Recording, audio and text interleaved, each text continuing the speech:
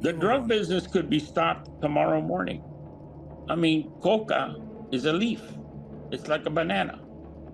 You shift it from the DEA to the Department of Agriculture, give the Department of Agriculture $10 billion and tell them, go out and buy all the coca leaf in Peru and in Bolivia and in Colombia. You won't buy it all, but you'll buy 70% of it. Boom, half the export offices down there, if not more, go out of business. There's no product. Somebody else bought it. It's like curbing the market,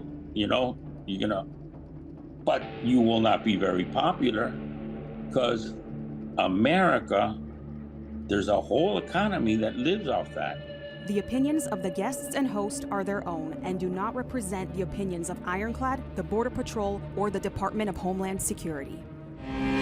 We cut through the partisan talking points. We're not interested in perpetuating fear. We're interested in seeking truth, hearing what's really going on America's borderland. Welcome to Borderland, an Ironclad original. Today we're bringing you my conversation with Luis Navia and Jesse Fink.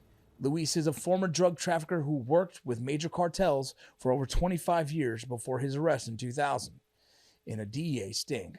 Following his cooperation with authorities, Luis left the criminal world and has since shared his story with Jesse Fink's novel, Pure Narcos, one man's true story of 25 years inside the cartels. This was a conversation that I enjoyed heavily. We probably could have talked for 2 hours and learned so much more about someone being on the inside of the cartels and being part of one of the biggest trafficking times in our country. I hope you guys enjoy it.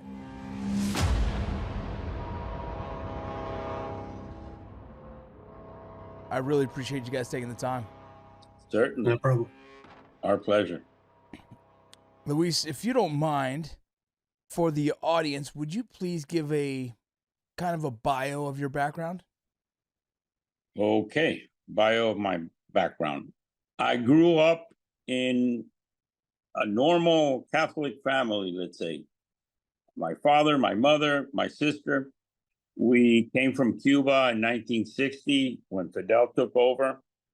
I was 4 years old when I got to Miami. We settled in Key Biscayne, which is a very well-to-do area, which my parents used to vacation. And then they knew the place, so that's where we settled, in Key Biscayne. I had a normal childhood.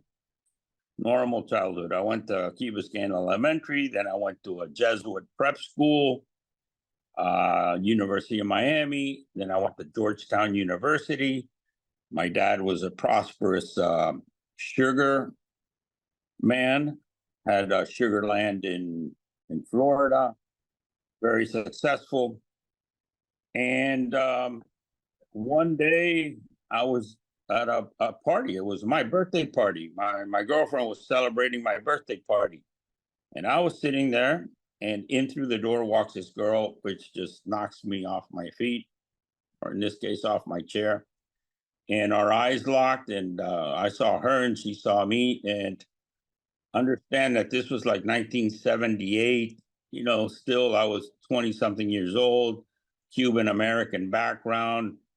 The girls I was used to were like just normal girls. And Bia was foreign, had a foreign accent, had already been around the world. Her style, her looks, exotic. This is all new to me. This knocked me out. And, our eyes met, and she was, turned on by me and me by her. And immediately, we started talking, and 30 minutes into the conversation, she asked me, what are we doing here? I says, I don't know.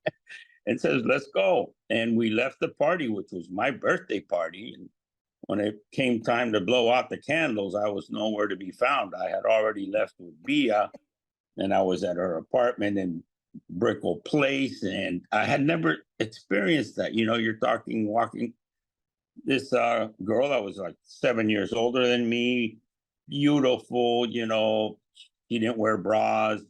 So that was girls in Miami didn't do that. Cuban-American girls didn't do that. Exotic looking girl, beautiful jewelry. We were in the apartment, Dom Perignon, Chateau Brion. We were just partying out, and along with that party, she had some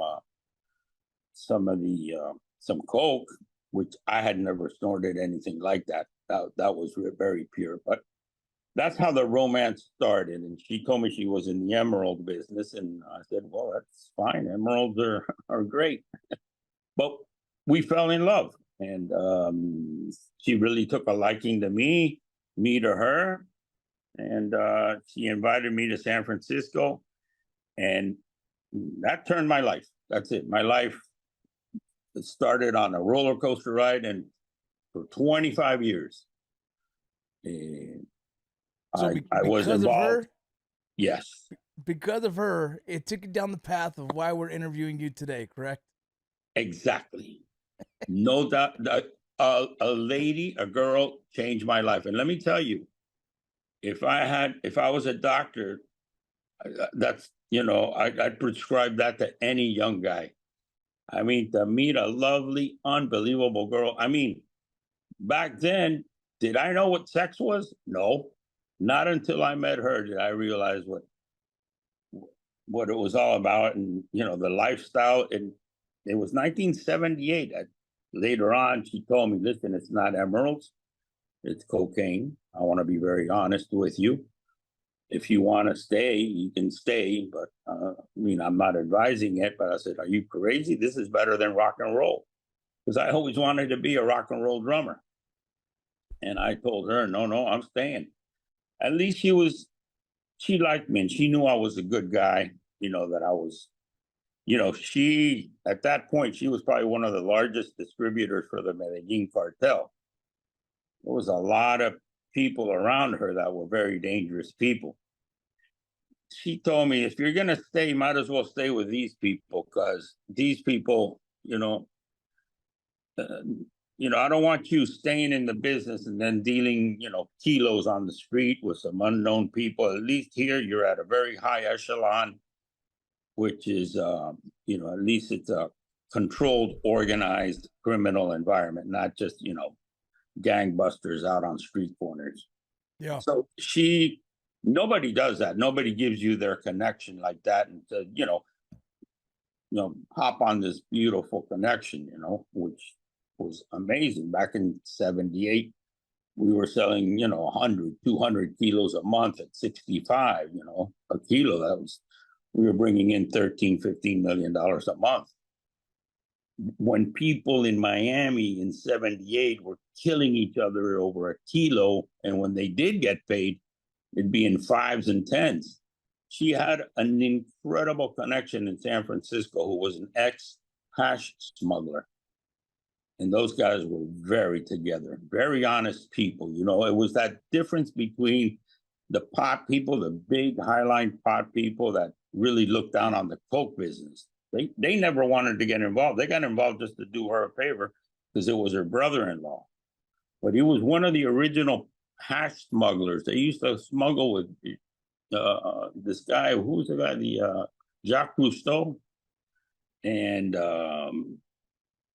it was an incredible operation. And they decided to get into the coke business. And to them, it was nothing. Moving 100 kilos and paying us $6.5 million was nothing. They were used to moving hundreds of millions of dollars in hash. They were the true smugglers, the hippies out west. Luis, what I find fascinating with your story is that you don't normally hear somebody who is raised in a good household, who's generally wealthy household, transition into the drug trade. Usually it's someone who is wanting a way out, and they're willing to risk all the risks that the drug trade has for them, and they jump into the drug trade at that point, whether it be at the lower levels or whatnot. But you were pulled into it just by chance. You met a woman, and you got pulled into it, and something about that lifestyle kept you doing it for 25 years.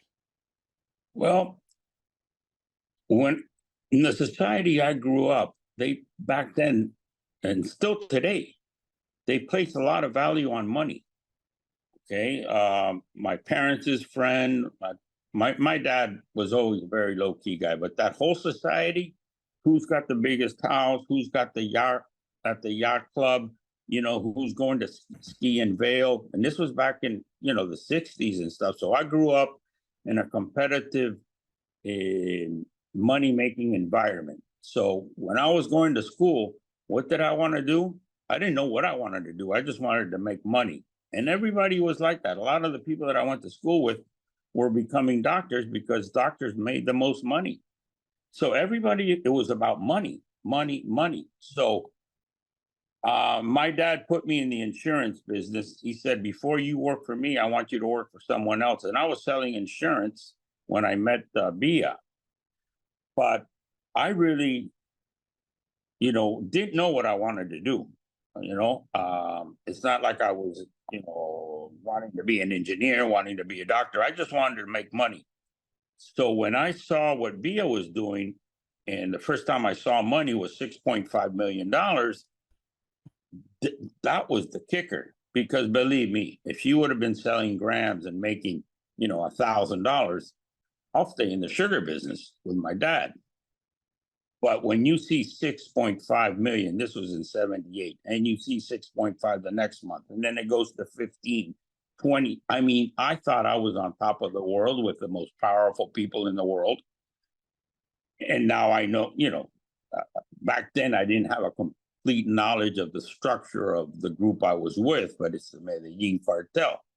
And she was one of the #1 distributors. So you can imagine this thing just grew, snowballed, and coming from my background, I took it as a normal business and a business I can grow and become not a legal enterprise, but that illegal enterprise could fuel my legal businesses. So I never needed a bank. I looked at it as a business, like if it was shoes or something. Yeah, that's very common for a lot of organized crime to try and transition into the legal realms. How do you turn this money into something that's profitable but legal? To me, it was an enterprise. That it was coke, it was coke. But it was a very profitable product to be in.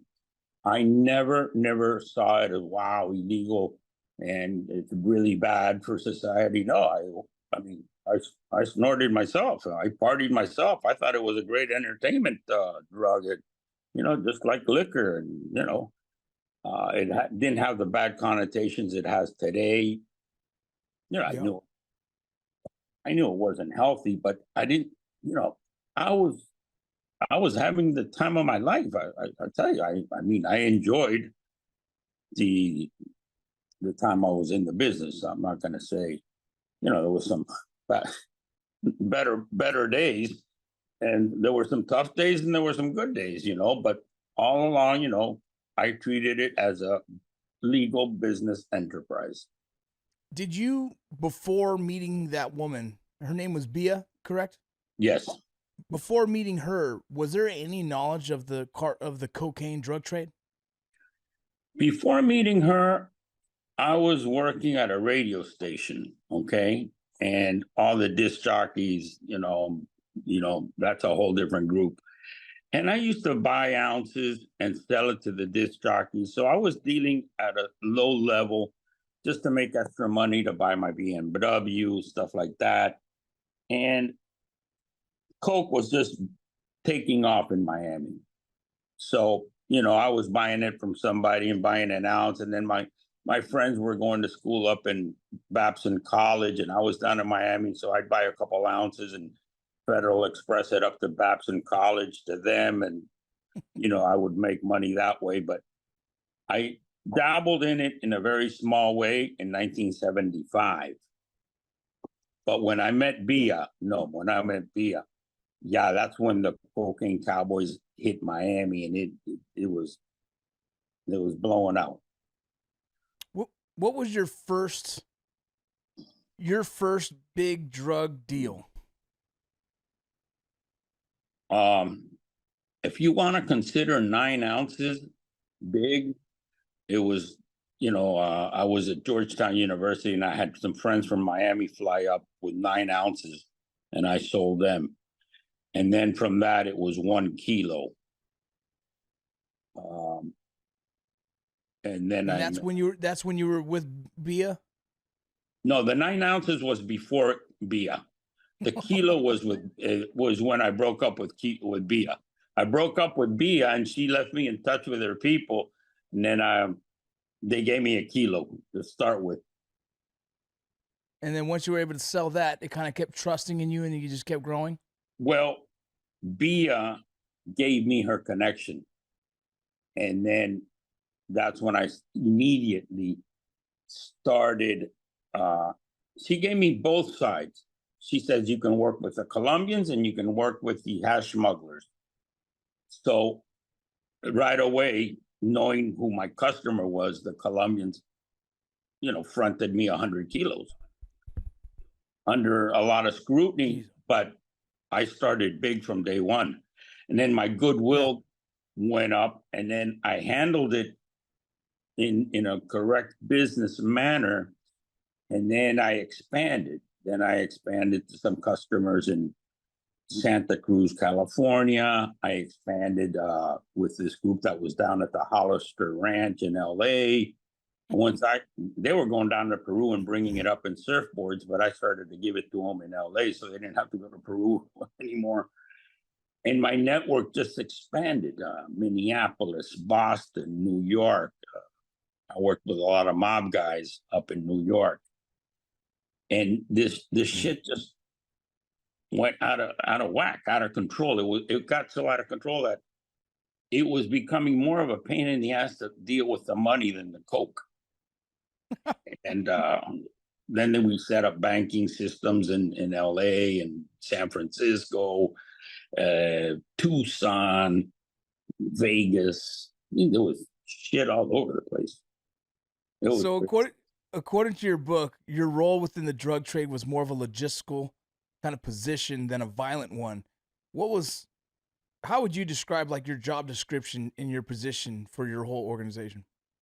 Well, Bia left me set up with a great client, and I expanded on that. So when I was in the U.S., my value to them, to the cartel, was distribution, getting the product to the right clients, and never missing on payments and never screwing up on the accounting part. I was always very on target with the money, and that's very valuable. So they wanted me to concentrate on distribution. And that's my talent. My talent is sales, expanding a business model through sales. And I have no talent and no expertise in firearms. And they told me, listen, this is a very big organization. The last thing we want you to do is be fooling around with any guns. We got special people for that. So they say, don't you ever mention to us that you want to, do anything else but what you're good at. So if there was ever a problem, they would deal with it. And they would bring in specialists. And I met a few of those specialists, and let me tell you, they are a whole different breed. And I became very good friends. I never saw these guys as bad people. I always saw the human angle in them, believe it or not. That sounds corny, but no. For example, Poli, to this day, touches my heart. Mario, Joel, these are some bad dudes. I mean, bad dudes, not because I say so, because they were feared by even people in the Medellín cartel. And I just got along with them. And I treated them as equals, it's in the book, Mario, he was here. This is a hired killer. He's a sicario. And he had nowhere to go for Easter dinner. And I invited him to my house with my parents. And that really touched him. He says, I know where you come from. You come from a golden spoon. And you know who we are. But yet, you invite me to your house. It's Mario, you're my friend. We're in on it together. We can either, wake up one day and live or die. And we're both we do different parts. We work for the same organization. You do one thing, I do another. And he tells me, I could never do what you do. You're fucking nuts. You're out of your mind. how can you take 1,000 kilos from, Pablo, El Negro, Galeano, or whoever? Jesus, you got to be crazy. I said, no, that's what I can handle. He says, wow, I couldn't do what you do because I don't even know how to work a gun. Yeah. Oh, it's easy. Well, Let me show you. No, no, don't show me anything. I may shoot my foot off. but Jesse, I see you there. And the first portion of the book you talked about, you've never worked on a book, anything like this, or ever had an intention to work on a book like this. What was it about? You can only survive one book with Luis Navia, Yeah. So what was it about Luis that pulled you in, that sucked you into saying, you know what, I need to tell this story? Well, I had written a book about Bon Scott of AC/DC, of all people, and I had ended up in Miami, where Bon had a group of friends in 1979 when they were recording Highway to Hell. A lot of people don't know that AC/DC was hanging out in Miami in '79 rehearsing songs that ended up on Highway to Hell. So I met a group of his friends there, and after my book on Bon Scott came out in 2017, one of them got in touch with me and said, "Oh, look, I have this great story that you might be interested in. A friend of mine back in Miami in the early 80s, who was this massive cocaine trafficker, is interested in writing his story. And he's been put in touch with, various writers who have attempted to get it down on paper, but have all failed." And I was kind of uncertain exactly about what I was going to do after the book on Bon Scott. And so Lewis and I started talking. I was in Sydney. He was in Miami. We started talking on WhatsApp, I think, for about a period of 4 months, really, just sort of shooting the shit, really, and trying to kind of, establish if we had a rapport and sort of gaining his trust, because he was quite wary at first. I think he was aware of, the sort of the commercial value, I guess, of his story. He wanted to go with the right people. He ultimately, wanted to turn the book into a film or a series. Narcos was very big at that time, of course. And after a while, I just realized, fuck, he's got a great story. It's completely insane. Like in the end, I ended up writing 72 chapters or something. I mean, this was something that I never expected to do. And it ended up taking, 2.5, 3 years of writing, 3/4 of which was just trying to verify what he was saying, because he would come up with these names and then I'd have to find, El Negro or whoever, did he exist in Colombia at that time? Was that man, in this city? Did he lose his head in a river? And I'd have to go through, like all these old Spanish news reports to verify these stories. Yeah. And about 85% of them could be verified, which was the amazing thing. So, early on, I'm thinking inside my head, I'm thinking this guy's a chronic bullshitter. He's just having me on. And there are a lot of bullshitters in the drug industry, right? Who want to tell their stories and embellish the stories and sort of make them as insane as possible. But the thing with Lewis was, everything that I could verify was 100% true. So that was reassuring. And then, I would get in touch with, guys from the DEA, from US Customs, people on the other side of the war of drugs who could vouch for Lewis.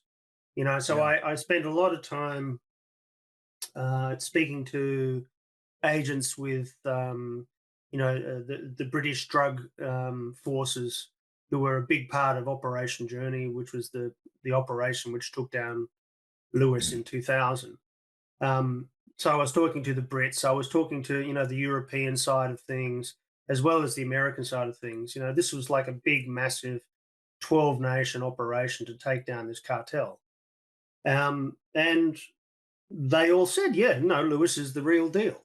So I felt confident going forward that, I was dealing with, a high level cocaine trafficker, and what he wasn't just some sort of wannabe narco gangster. He was a very high level guy. And the other thing, of course, it was supported by headlines in the New York Times and the Washington Post and CNN.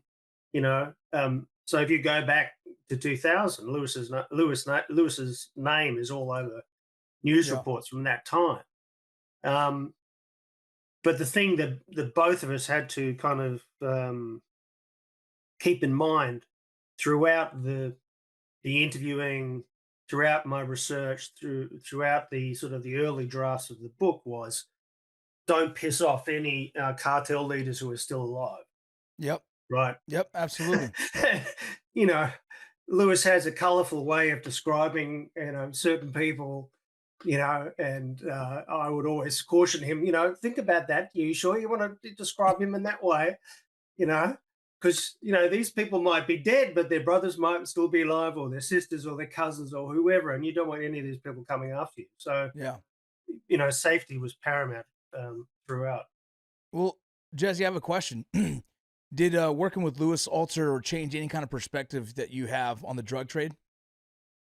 Yeah, I sort of came around to thinking that legalization of cocaine was a good thing. Um, I think that he made a very convincing case in the book that um, that the major issue really is that the war on drugs has sort of only strengthened the cartels. It's only made them more fearsome and more powerful, and it's completely screwed up Central America and South America, and you only have to go to those places to see how dysfunctional they are. And you've got this terrible crisis on the border in the United States, much of which is fueled by the power that these cartels have. So I think Yeah. legalization in some way will go, well, more than some way, and I think would be a significant step in reducing the power of these cartels. But then you manage the issue of drugs as a sort of a health issue rather than a sort of a punitive criminal issue. So I think he makes some very good points in the book about the approach that should be taken sort of going forward, because I don't think anything's really worked, and all that's happened is that you know there are a lot of people sort of working for US government agencies that don't have any interest in actually solving the problem because it's their livelihood. Yeah. They just have to stay in it and for however many years, retire early and get a pension. Yeah, I read early in the book that you said that the war on drugs and also the America's, I guess, demand for drugs, right? The culture that demands the drugs, that's what kind of keeps it alive, has totally reshaped the economic disposition of South America, because Yeah. they have essentially created a culture that feeds to the demand of drugs in America, which was fascinating. I've never heard anyone say it that way. Mm. And you are not the first person that we have interviewed that has argued for legalizing drugs in America, so that it essentially takes the wind out of the sails of the cartel, but also at that point it kind of puts it back into our hands, the control of it, and that the creation of the war on drugs is what kind of created this continued issue that it's almost unstoppable. Yeah, but I mean, Lewis was talking earlier about how he grew up in an environment where money was king. It was all about sort of having one over your neighbor or whatever. And I think that's a really important point, because it's a massive part of American culture. And me as an Australian, I never grew up in that kind of culture, but I can see it in the United States.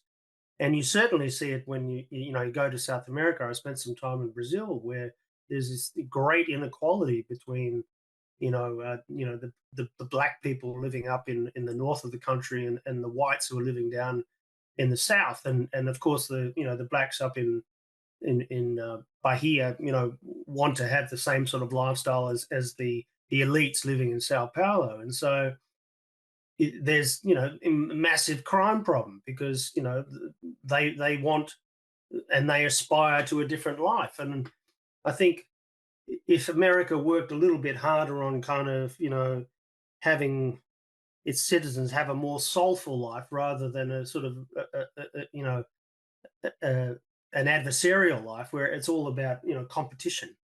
I think that if people were happier, Yeah. with less, and I think that like Robert Kennedy Jr. Coming into the Trump administration and talking about getting America healthier again is part of the solution. That's Yeah. I think you have to look at it in a more holistic way. I don't know I if I'm agree. being sort of vague and sort of confusing about that, but I think Well, if you concentrate more on having a more healthy, holistic kind of happier life, I think you might actually address that drug problem in a more profound way than cops and robbers. I hear you. Yeah, and I think social media doesn't help when you have young kids, impressionable kids, watching their heroes drive Bugattis or whatnot, and it looks like it's attainable, but a lot of it is almost a gimmick at times.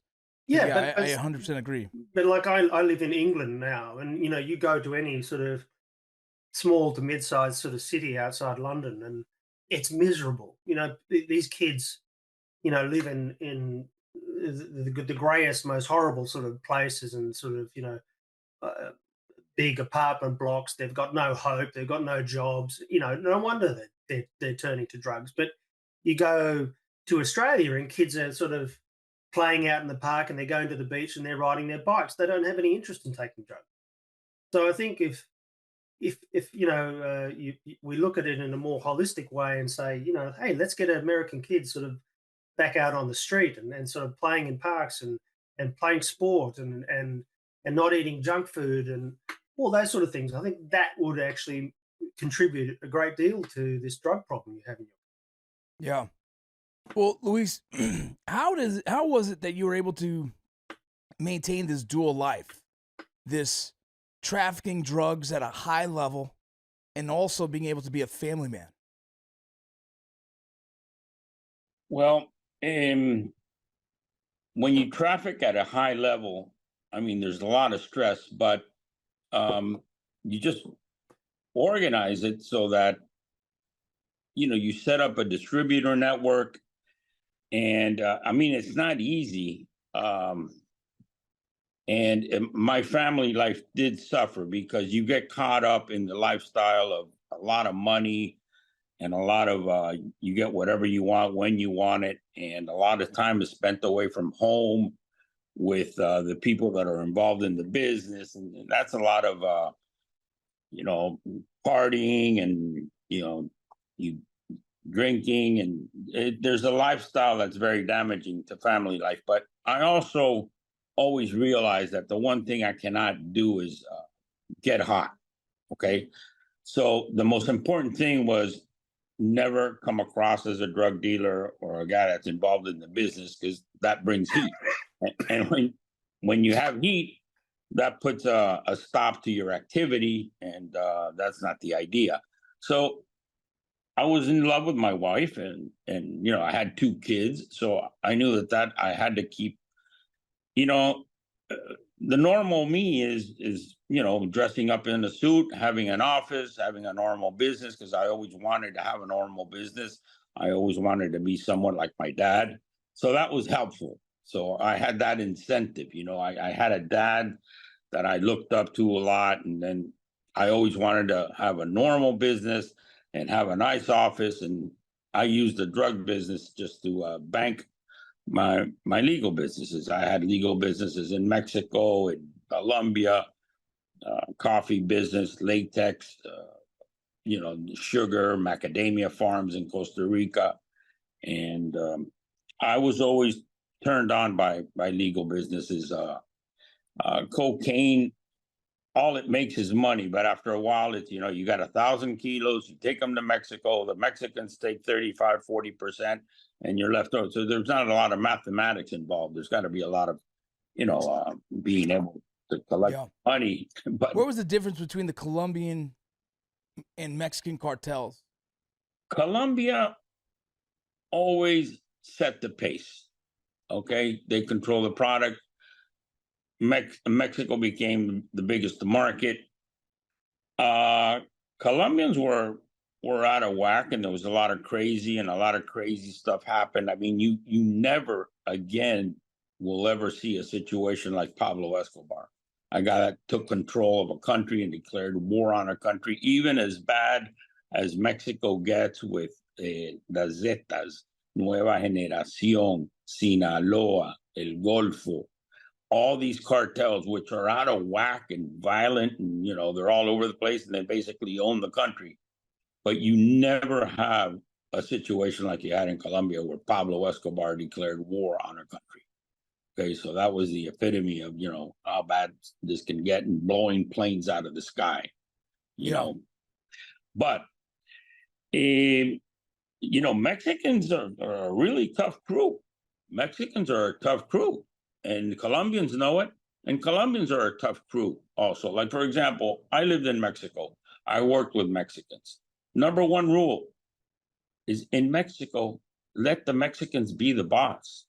Don't ever try to be the boss in Mexico, because you got to respect that you're in their land, and they got that machismo in them, and as long as they do what they do, they're the boss. And I know a lot of Colombians got killed because they go to Mexico and start bossing the Mexicans around. And I said, this isn't going to go very far. Sure enough, guy would end up with his head somewhere around Cancun, his feet in Chetumal. I know a Cuban guy that went over there and thought he was hot shot, and he brought over 13 of his family members from Cuba to assist them. And I go, 15 family members, these are all going to end up dead. Sure enough, because you can't go to Mexico and think you're going to be as tough as the Mexicans or run Mexico. They run Mexico. Let them. They, don't get in their way. And in Colombia, I was a foreigner, but they treated me as a Colombian because I really felt Colombian. My heart was Colombian. I married a Colombian, and I love Colombia. And I love Mexico too. But you always have to realize your place. Like, even in conversations, when you're in a conversation, you got to know what you're saying. You're dealing with the alpha predators.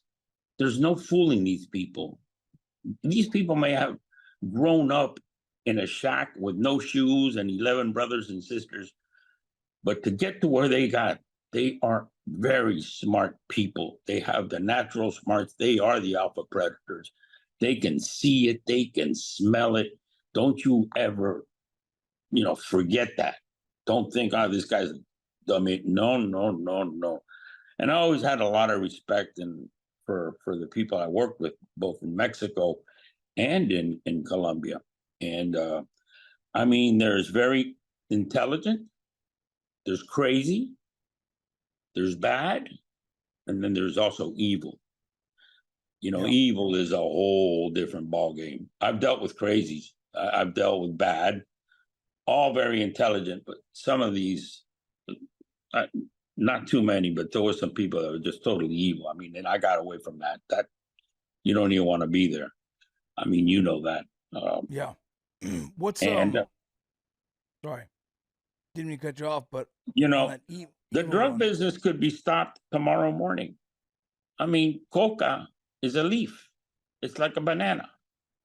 You shift it from the DEA to the Department of Agriculture, give the Department of Agriculture $10 billion and tell them, go out and buy all the coca leaf in Peru and in Bolivia and in Colombia. You won't buy it all, but you'll buy 70% of it. Boom, half the export offices down there, if not more, go out of business. There's no product. Somebody else bought it. It's like curbing the market, but you will not be very popular, because America, there's a whole economy that lives off that. The inner cities, the outer cities, the suburb. Tell people there's no cocaine. You think the guy that's selling cocaine is just going to go flip burgers at McDonald's? He's going to come up with another criminal activity. At least with cocaine, you know, they sell their stuff and they make their money, and you know, they contribute to the economy of whatever area. But I Yeah, but think also the legal system and the Bureau of Prisons and the whole apparatus that has been built around the drug industry in the United States. It's massive. yeah, but if you legalize it, it's just like liquor. You know, when liquor was illegal, you know, people will end up dead either from a bullet or from buying bad liquor. But if you legalize it, you start to control it, and you still tax it. It's still available. People will still buy it, but at least there'll be less of the fentanyl situation that, you know, right now people go out there. It wasn't around when I was in the business, but people go buy a gram and it could have fentanyl and you die. But legalizing, you know, it's tough. It's a tough road out there. But I think the way to do it is to start decriminalizing it. Yeah, I've heard that in several podcasts now, and I think it's a very interesting conversation. And I'm not 100% against it. I mean, there's so many angles of that are interesting to talk about. When did you know that your time was up? Like when you were getting arrested, was it like, all right, finally I'm caught. It's time to change my life? Yeah. While I was in the business, I never thought I'd ever get caught. Maybe I was nuts, but how can you be in something for 25 years thinking you're going to get caught? I never thought I was going to get caught, and I never thought I was going to get killed. I was running a really nicely tuned business. I knew it was over when they put the handcuffs on me. I didn't see it coming. In Caracas, I was a little concerned, and I said, there's some funky shit going on here. I was a little concerned. They stole my passport. My passport went missing. That's something that never goes missing in all my. So I thought, and then, you know, the whole book explains it how, you know, I took a taxi ride one night and the taxi driver told me, hey, by the way, didn't I pick you up last night? I said, yeah, you did. I says, well, after I picked you up, they stopped me and they interrogated me for 3 hours. The Guardia Nacional in Venezuela. They think you're a drug dealer. I says, who, me? And I got off the taxi and I said, we're hot. And right then, you know, but up until the end, I always thought I would, you know, live forever and retire somewhere in Marbella. And didn't exactly happen that way. And I'm very fortunate that I did get arrested, because if I wouldn't have gotten arrested, from now I can tell you, I would have probably been dead. It was just too much. It was just too much. That's the lifestyle, right? Yeah, and we were running 14 ships. The stress, the amount of volume, the commitments. It would have either been a heart attack or a serious situation. After your arrest, you started to work with the U.S. in helping in the situation? Yes. By that time, you know, the Colombians, they inserted an air of cooperation into all this. You know, they said, you know, why fight it? Like they say in Spanish, es pelea de tigre con burro amarrado. Why fight it? If you get arrested, you know, you cooperate and you help out as you can. And then afterwards, I stayed as friends with a lot of these agencies, and I've done some consulting work with them and help whenever I can. Although, you know, like I said, the solution is really to go into a path of legalization, decriminalization, but nobody wants to do that. Yeah. Yeah, it's like there's no money in the cure kind of answer. No. Unfortunately, and you know, unfortunately, all the blood is shed at the source of production. You know, remember, over there, a kilo is $2,000. There's a lot of bloodshed going on over the $2,000 kilo. Over here, the kilo is $30,000. Yeah. So where does all the drug money, realize? Here Yeah. is the $30,000 kilo, but the bloodshed is down at the source of production. It's very sad, very sad. I work I have legal businesses with a lot of countries down there. Like right now, what's happening with Ecuador. Ecuador has just shifted from being a cool, laid back country to being the mecca of the coca export in the world. Guayaquil is the largest coke exporting port in the world. Killings every day, kidnappings, killings, bloodshed. It's a mess. And that the business will do that to a country, and it ruins the social fiber because kids now don't want to go to school. They want to, deal grams. Unfortunately, the big cartels, when they move product through Ecuador, for example, or any product, they don't pay in money, they pay in product. So a lot of product stays in the country. So then a lot of gangs are formed to sell that product. It's not that they pay cash. So the country itself, such a little country, with thousands of kilos left behind every day to be sold, it's a cluster, it's crazy. It's dangerous. Yeah. Do you feel for your life now that you're going more public with the book and interviews like this? Not only when I text and drive. Only when I text and drive. I got so much shit going on. I'm driving and texting all day. But no, I don't fear for my life. If I did, I wouldn't go down there. But I'm very vigilant and very aware of my surroundings and don't go certain places at certain times and keep it cool, Yeah. Just like when I was in the business, I never feared for my life, but I never did anything to make that more of a reality. But Yeah. I do. Sorry, how about currently, we have this political shifting in our administration. The last 4 years, we've had a kind of very open border kind of policy, a lot of influx of immigration, of illegal immigration, a big influx of fentanyl. Now that there's going to be a change with the Trump administration, from your experience in the drug trade, do you see that there'll be a significant shift? Do you see that it's going to be more death? Like, I'm very curious from your perspective what you think the outcome of the next potential 4 years will look like. Okay. For example, they talk about tariffs in China and this and that, but where does all the fentanyl come from? China. Have they ever told China, stop producing fentanyl? You have to. It's a must. Okay? We draw the line. You stop producing fentanyl. No, because, it's not good for business. That could be something to talk to the Chinese about because they produce the fentanyl and send it to Mexico. Okay, number one. So they should impose that rule on China. Stop the production of fentanyl. Now, the border situation. Look, you have sanctuary cities in the U.S. I've been all over the world. I've never been to a country that has sanctuary cities. Okay, there's no sanctuary cities in Colombia, Ecuador, Mexico, Switzerland. If you're illegal, you're illegal.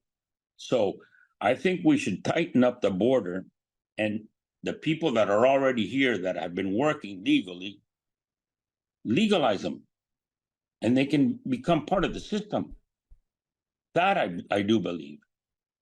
To lock down the border, yeah, you need to. Every country does.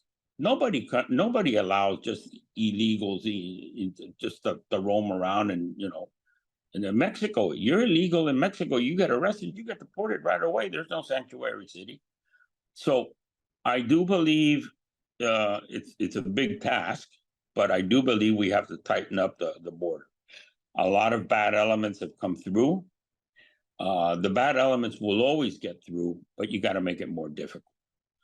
And I do think we need to sanction and put more pressure on China for the fentanyl production. Although, that shit's always going to be produced somewhere, somehow. but we do have to tighten up the border. I do believe that. And Jesse, do you have anything to add to that? Oh, look, I'll say straight off the bat, I'm pro-Trump. I believe that, I'm Australian. It's none of my business what you do in your country, but I am very supportive of the measures that the Trump administration are making in regards the border, and I think Lewis is right that it's a question of like shutting down fentanyl production, but then again, it's also about the production of all the precursor chemicals that go into those drugs. It's a massive problem, and it's not simple. It's well, how do you shut all that down? When all these precursor chemicals go into so many other products that we use in our daily lives. So, but I think it starts at the border, and certainly, when I was in New York recently, I was just shocked at the state of New York. It was disgusting. Just to see the filth on the streets. That New York being a sanctuary city.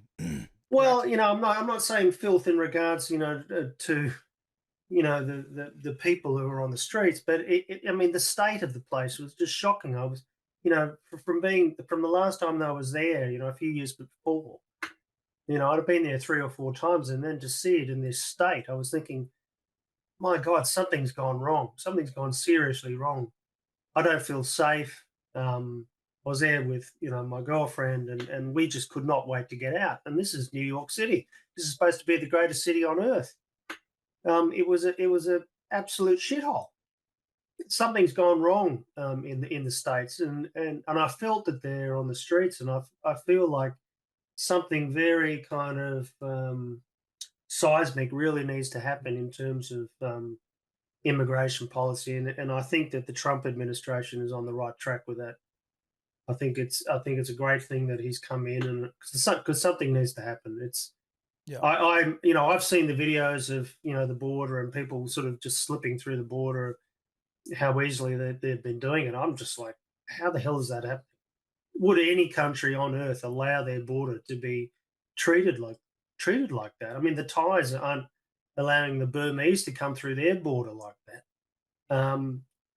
It's astounding to me that it's been tolerated as much as it has up to this point. But I mean, obviously, you've seen in the results of the U.S. election that the Americans have had enough too. Yeah, my curiosity with the drug trade and trafficking, when you enforce the border and you start closing down these gaps, does this secondhand cause more death in the drug trade moving south? Well, I mean, I guess that the side sort of industry of the drug cartels has been human trafficking as well. I mean, all you've done by not really addressing this problem in a sort of in a more lateral sort of way is you've only increased the power of these cartels. They're just scumbags, these people. They've just caused so much misery. And really what you need to do, it gets back to what Lewis was talking about, with buying up the crop in South America and giving the farmers who are farming the coca leaves a good price for their product. It's like, if you can increase the value of what they're farming and you can bring more money into those small rural communities, and these people can have a better standard of living, because you're regulating the price of this crop, then you're going a long way to actually destroying the cartels, because you're taking away the incentive for all these people, these caravans of people who are moving through Central America and through Mexico to get to the US border. You're not giving them an incentive to come. If they can be happier at home, they will stay at home. Yeah. But what you have to do is you have to make the countries of Central America and South America richer. That's what needs to happen. Yeah. That will solve the drug crisis. That will solve the immigration crisis to the United States.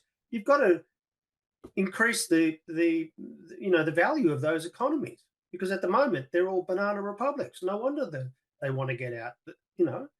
And let me tell you, if you were living in Venezuela, would you want to get out? I probably would too. I would be doing anything I could to get out of that place. Go ahead, Luis. The thing is that, unfortunately, for example, they're banana republic, but there's a lot of money in bananas. The problem is that all the money is in the hands of a few. And like Jesse says, the thing is, you have to change the mentality and the attitude of the governing politicians. They're all very greedy. They're making more money from the drugs than they are from the bananas. And this is very true. And they have the mentality that, let's fight the drug war. Sure, they get massive aid from here, there. There's money in buying equipment for fighting the drug war. Fighting the drug war is meaningless. It's an oxymoron. You can't fight the drug war. There's ways to change all this, and it's not through war. This has been proven to be a disaster. It's a failure.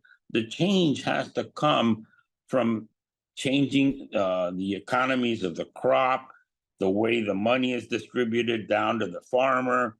The politicians have to be on board to have a clean mentality towards the good of the whole country, and not that corrupt attitude of, stashing billions away in Switzerland. And I see it because I'm down there.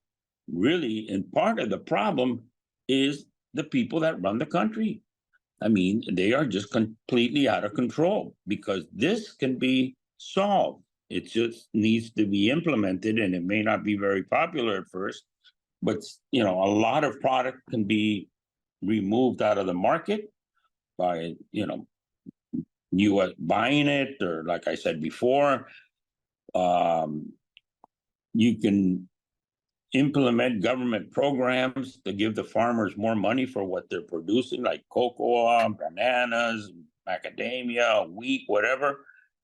But it's just a completely poisoned system.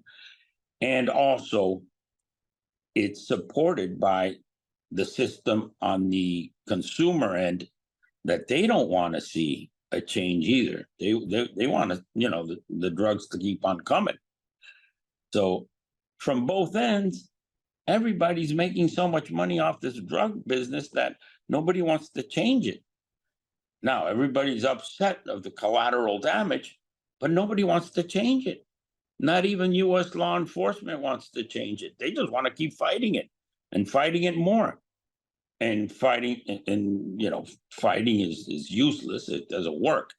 But they just want to continue to contribute to a system that fails.